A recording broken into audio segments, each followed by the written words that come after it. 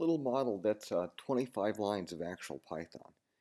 Basically create a big particle and randomly populate the surface of it with these little small particles, and then call the pairwise bind function to find all the nearest neighbor pairs of the green ones and hook them up with little harmonic bonds between each one. And then basically that forms a random mesh over the surface of the sphere. So right now I just loaded up the initial model, and let's go ahead and run this guy.